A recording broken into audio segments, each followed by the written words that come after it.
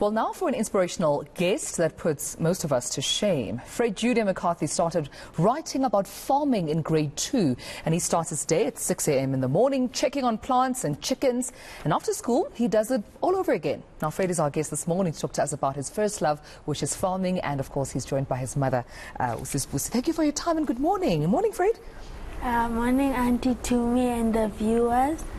Listen, you look like such a successful farmer. I need to give you my CV. I'll be typing it out very soon, but I feel like you could teach me a thing or two about farming, and I appreciate you coming because I want to know, when did your love for farming actually begin? My love of farming started when I was in grade 2. But that time we weren't really staying in the farm. We were staying in Joburg, and we used to take visits to the farm. And whenever I'm told to write a story about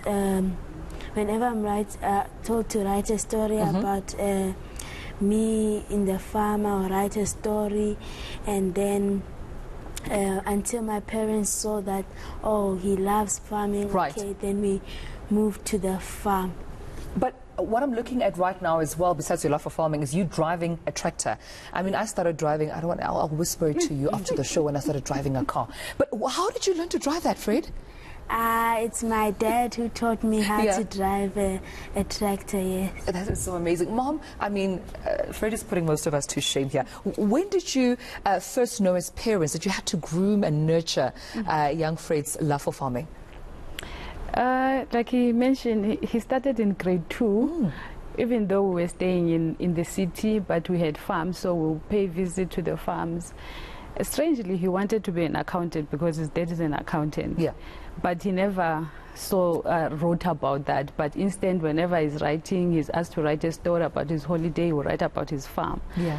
So eventually last year we relocated to the farm, and he really proved, like, when we go to the farm in the mornings, you ask for Fred, where is Fred? And he's already in the field. So his dad then last year started nurturing the love of farming, and him waking up in the morning and going to the field. He doesn't want anything in the morning but to go to the field. And you were just telling me as well that he doesn't even need an alarm clock. He knows 6 a.m. he has to start, because he's so particular, right, Fred, with your time. You have to wake up early, go to the farm, otherwise it messes up the rest of your day, putting us all to shame who press the snooze button very easily. So Mom tells me that you're passionate about waking up, going into the farm, and that's important because it speaks to helping us learn how to grow our own food. So what's then the process of preparing the land before then you start planting? Okay, so preparing the land, if it's a land that has not been used of planting anything, you can plow, then disc, so that the weeds, so that the soil is loose, and then the rotavator depends on what you are either planting, because, like, for instance, like carrots and all those that grow underground, they need a free soil. So for the rotavator to fatten up the soil, and then the fertilizer spreader is used for fertilizing, for spreading the soil so that it's spreaded equally, so, unlike using your hands and then it's not spreaded equally, and some parts have, some don't.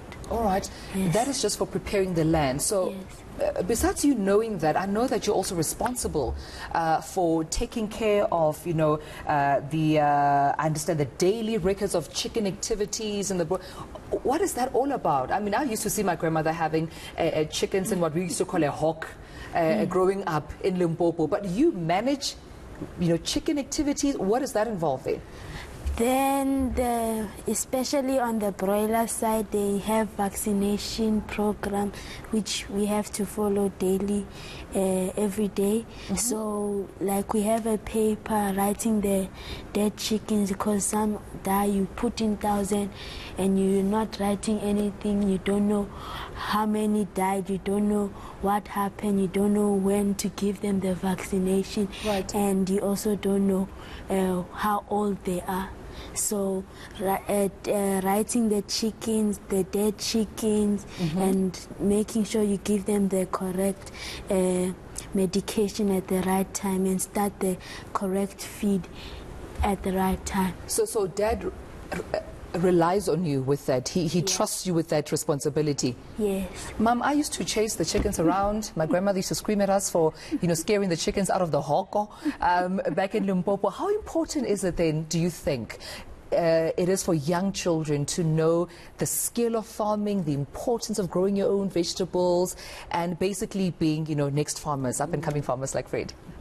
It is actually very important, and even us as parents, we were taken by surprise that he has so much passion for farming, because it's a process that a child needs to know where your chicken come from, the one that is not just comes from the fridge or from a retail store. The process of growing the chicken, that is what he's doing, and that is what he's learning. That's amazing. And that is what he's teaching his peers as well. That is so beautiful. I have to let you go, unfortunately. I wish we had more time, but just lastly, let us in on your secret. When Dad asked you what you wanted for your birthday, what did you ask Dad to get you?